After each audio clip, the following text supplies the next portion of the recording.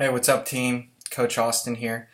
Today I wanted to go over maybe about 10 to 15 minutes and review what I was going to review during that IG video, but apparently there's some sound issues. I really don't think it's a restriction in UAE. I believe that it might be a problem with dirt inside the female portion outlet of my sound jack inside of my cell phone. So that's something I'm going to bring to the cell phone shop and try to fix. It's been an issue in the past, but I guess it came back. I thought I got it fixed.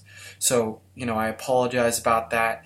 Don't think it's a restriction. I want to do those videos in the future on Instagram. So let's put a bookmark in that and get back to it. Anyways, I hope you're having a great day.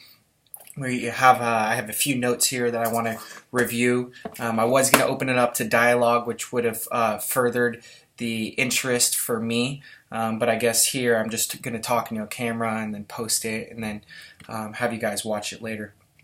A few different things I wanted to talk about. Again, everything is about balance. If you want to get stronger in the bike, it's not only about high RPM work. It's about low gear work, and then it's about the intensity factors. Am I doing aerobic? Am I doing above threshold? Am I doing at threshold? Am I doing tempo? So everybody's looking for the magic bullet. How do I get stronger?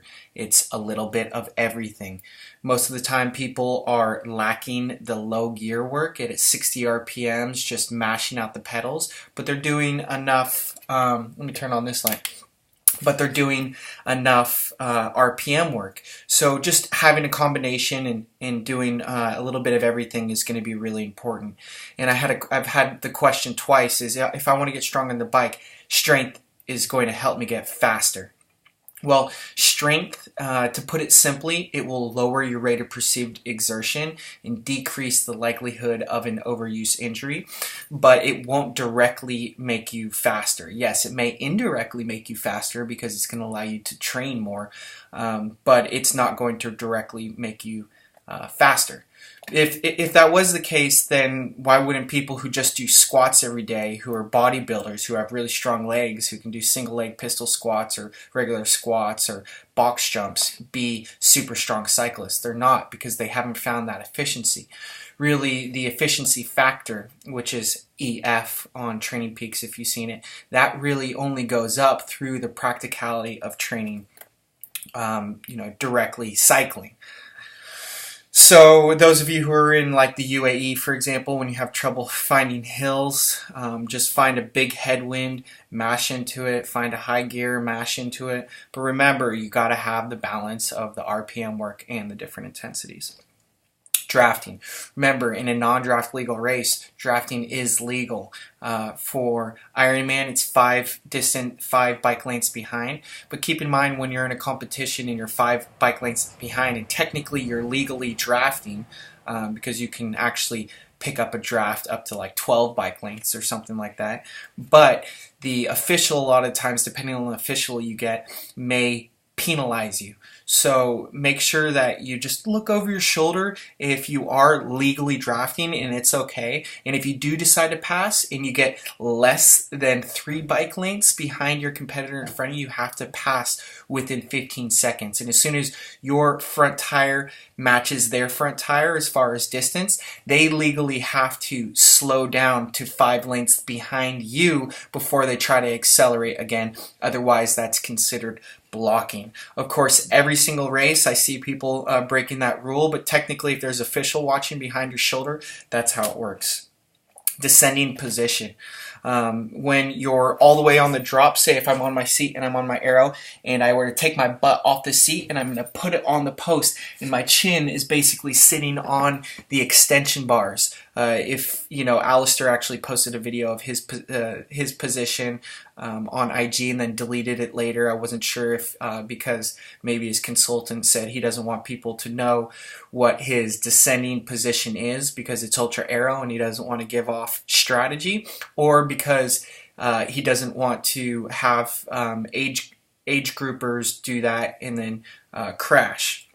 So just know that by taking your butt off the seat and posting it on the down tube and getting even lower during the descents.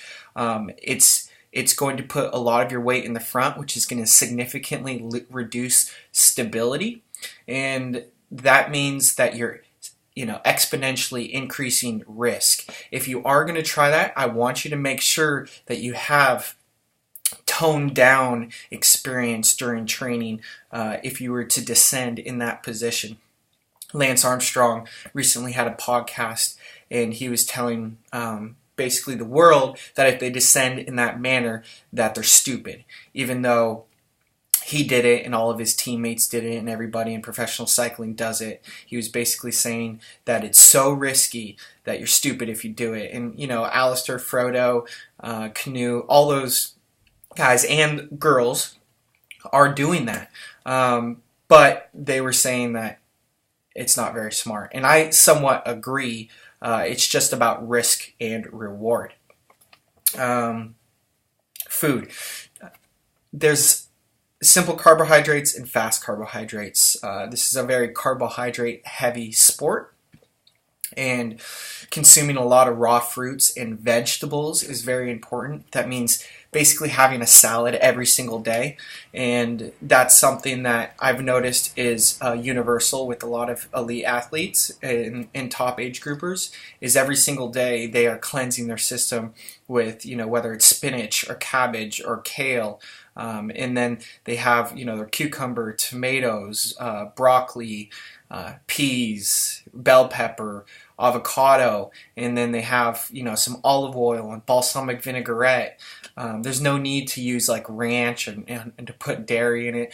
Really, you just want the unsaturated, healthy fats, the avocado, maybe some nuts in there, some olive oil, and that's going to be, a massive salad. You should be having a massive salad every day. It'll also help you maintain weight, and it'll help you not crave crap food on a regular basis as well. Another meal that I love is rice with turmeric. If I cook rice, I'll add garlic in there, I'll add the olive oil, I'll add salt so it doesn't boil over and foam, since I don't have a rice cooker. And I need a rice cooker, but anyways, I will add a little bit of, almost like an oregano seasoning, a little bit of cayenne pepper, turmeric. Did you know that turmeric is the #1 antigen? If you guys don't know what an antigen is, it's something that prevents cancer. So turmeric is very, very important. That's why a lot of Middle Eastern societies have the lowest rate of cancer, because they are consuming the #1 antigen on a regular basis, whereas Americans and some European countries do not consume a lot of antigens or strong antigens, and hence their cancer ratings are higher. The importance of a master swimming class, that is important, because one of the things that it's an art, swimming is, and the little book of talent, in case you guys haven't read it, it's a beautiful book written by the Professor Dr. Daniel Coyle, and he travels around the world to these talent bed hotspots, and he comes up with rules, and one of the rules is consistency. We've talked about it in the past videos about how, you could even reduce volume but increase consistency, in the group that has less volume but higher consistency is going to have more results. But it comes down to a lot of technique. As many of you may know, swimming is the highest technique-related sport out of any other sport in the world. At the Olympic level, there's enough studies done since the Olympics has been going on for a long time, and it shows that women are closest to men at the highest levels in swimming. And so that is an indication that swimming is the highest technique-related sport of any physically very intensive sport out of any other sport in the world. And my point is in order to learn that technique, you have to do more than just read what workout that I have for you. You need to do more than just watch videos. You need to constantly dream about it. You need to visualize it, but also you need to be in groups. You need to also have someone on deck and a group to be swimming with that's going to push you to that next level. And instantaneous feedback. So if you have a master's class in your area and you want to take it to the next level, you need to attend masters. I can't stress that enough. All of you know that I've been saying that in the past. In addition to my coaching, you need to find a group of people to swim with on a regular basis. If there's someone on deck, great, even better. But if there's no one on deck, then at least try to find a group. Master's class, that's something that's very important. We talked about the consistency. Another rule that is in the book called Talent Code, which is something that I've read in other books, you know, the Culture Code and the Sports Gene and that sort of thing, where it talks about the nature versus nurture question, is one of the rules that Dr. Coyle coined, which is in a lot of other books as well, but I like the way he simplifies it, is train Spartan.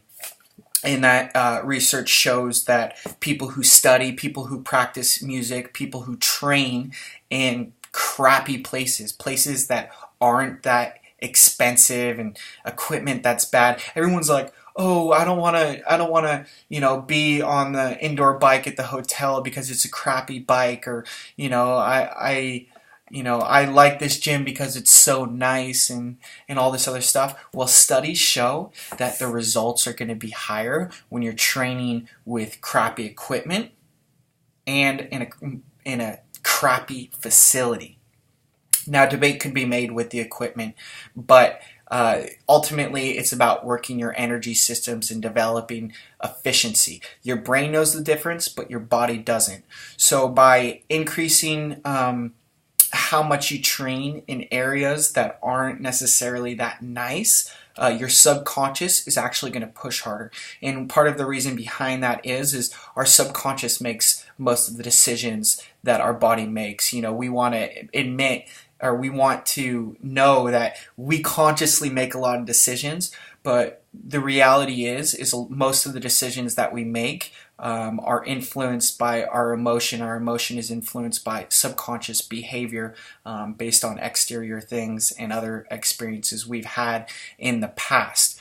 So my point is that you should be able to embrace equipment that isn't that nice. You should be able to embrace areas that you're training in that aren't that nice, or if it's a crappy road, if there's a lot of wind, if there's, if it's a small garage that doesn't have that much space, or it smells bad, or, it's just not a nice area. Just know that your subconscious wants more. Your subconscious wants to break free. Your subconscious wants to be in nice places.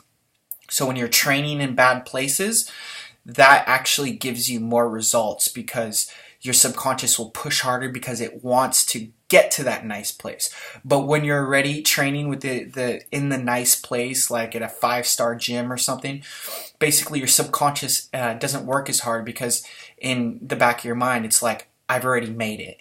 You know what I mean? So that rule is called train Spartan, which means the crappier the facility, the crappier the equipment, the harder your subconscious is going to work by a few percents. If you were to see a lot of professional athletes, they have what they call a pain cave. I don't like the word pain, because it's pain is chronic, and it's actually discomfort, because discomfort makes us stronger. It's actually those athletes' workout sessions, they're not that nice, Usually they don't have any windows, very little artwork, they're completely sweaty, they're worn out. So just know that. Train Spartan. Next is negativity.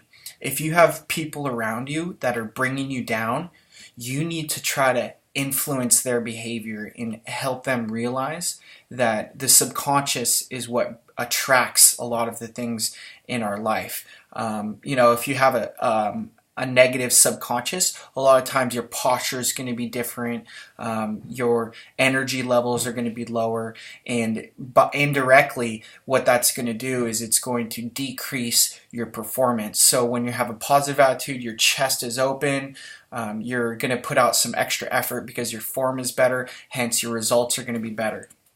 And so really it's not, there's a book called The Secret that talks about, attracting things, but magically through no action whatsoever. But I want you guys to realize that it's not just magic. It's how your mentality affects your actions and your body language, and the world reacts to you.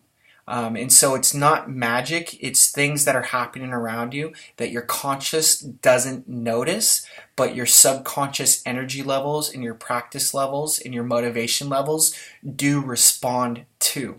And part of the ways, I was at the Olympic Training Center to get my USAT Level 2 coaching when I lived in Boulder.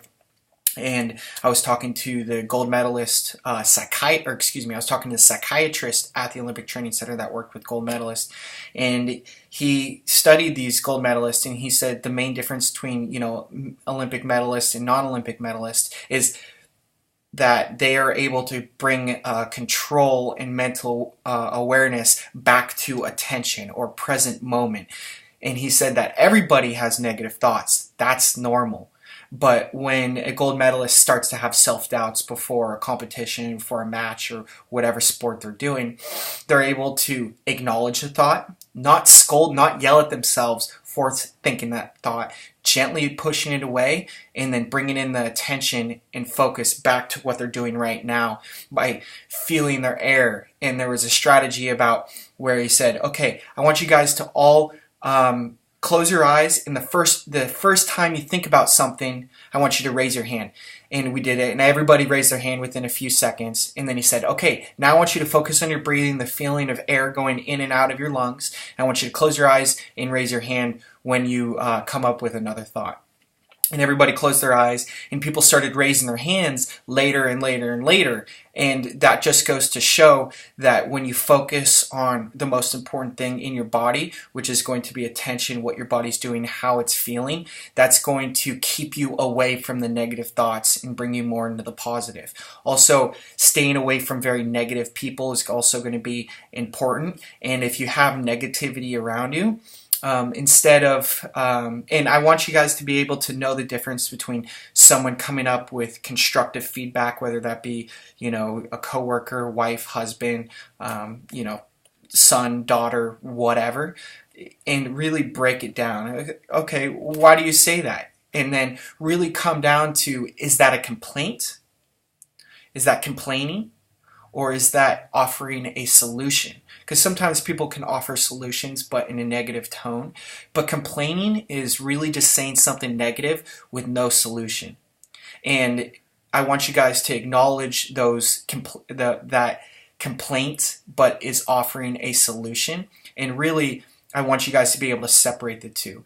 There's negative that is a complaint that offers no constructive feedback, and then there's talking with constructive criticism.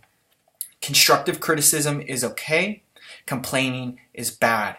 We don't want to be around complainers. We need to demand that our surroundings are uplifting, and sometimes that requires us to consciously acknowledge the people's attitudes around us. And bring us up. And if we are responding to these negative people with negative attitudes, that's exactly what we don't want. So we need to respond by offering a solution. Like, why are you feeling this way? Why are you doing this? Did you know that people who complain are actually less likely to achieve with the things they want to achieve in life? And, taking responsibility for things is ultimately what's going to create a successful person. If you notice that a lot of successful people, they don't blame others, they don't complain, they accept things, and they're action-oriented, and they usually have a plan before they act, and most people will write that down on a checklist. Anyways, I know that's a lot of information. Thank you so much for listening. I really appreciate your time. I hope you have a wonderful day. Till next time, later. Like and subscribe. Comment below if you have any questions.